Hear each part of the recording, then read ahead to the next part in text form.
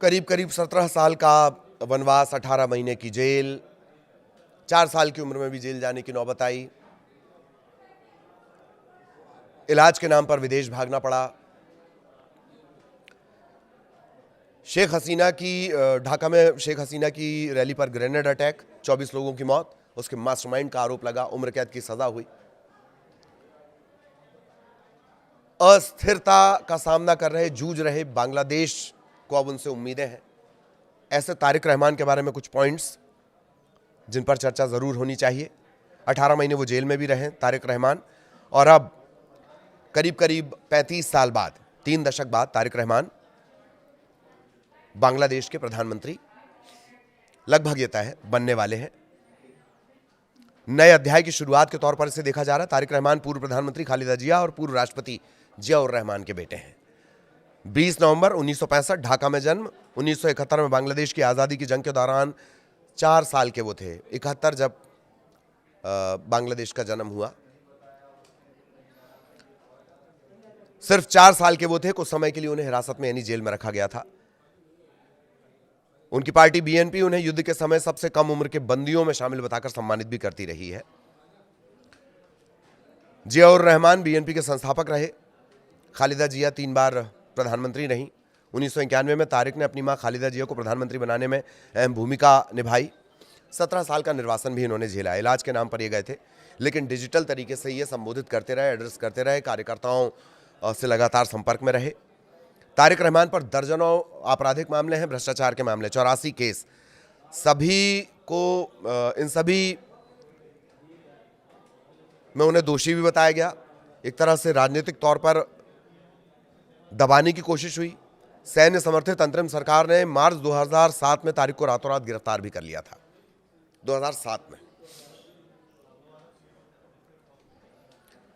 Jail जाने के बाद यातनाएं झेली। 2008 में जमानत पर रिहा हुए और मेडिकल ट्रीटमेंट के बहाने लंदन चले गए और फिर 17 साल तक वहीं रहे।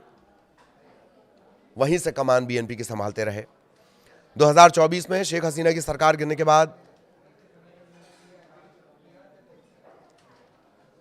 जो अभी पिछला घटनाक्रम रहा तख्ता पलट के बाद, 2026 की शुरुआत में ज्यादातर बड़े मामलों में उन्हें बरी कर दिया गया।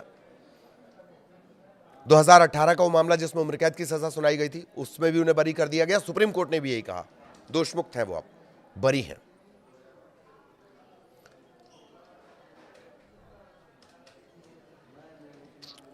दो 208 सीटों पर बढ़त उनकी चल रही है और माना यह जा रहा है कि कल तारिक रहमान बांग्लादेश के प्रधानमंत्री पद की शपथ लेंगे 35 साल बाद। इसके बाद से लगातार जो वहां की सत्ता है उनमें या तो खालिदा जिया या शेख हसीना, इनका वर्चस्व रहा। 1988 में जफर साहब के प्रधानमंत्री बनने के बाद से कोई पुरुष प्रधानमंत्री नहीं रहा। यही 2 जो महिलाएं हैं उनके पास ये सत्ता रही। और अब तारिक रहमान प्रधानमंत्री बनने जा रहे हैं। आरोप उन पर भी लगे। जब उनकी मां खालिदा जिया 2001 में तीसरी बार सत्ता में आई तो तारिक पार्टी के प्रभावशाली पार्टी में उनका जो वर्चस्व है वो बढ़ता गया। ढाका के हवा भवन को उनके नाम से जोड़ा गया। पार्टी के फैसले होते थे। भ्रष्टाचार, घूसखोरी, सत्ता के दुरुपयोग के आरोप लगे। शैडो पीएम उन्हें कहा जाता था, डार्क प्रिंस उन्हें कहा जाता था। और इस तरह का बड़ा दिलचस्प सफर रहा है। 1971 में, जैसे हमने आपको बताया था, 1971 में जब बांग्लादेश का जन्म हुआ, एक तरह से पाकिस्तान से अलग हुआ बांग्लादेश, तब उनकी उम्र 4 साल थी। तब उन्हें भी हिरासत में लिया गया था। तो बीएनपी के लोग बड़ा बढ़ा चढ़ाकर इसको बताते हैं। तो सारी चीजें हैं। ये तारिक रहमान, उनका अपना एक अलग किरदार है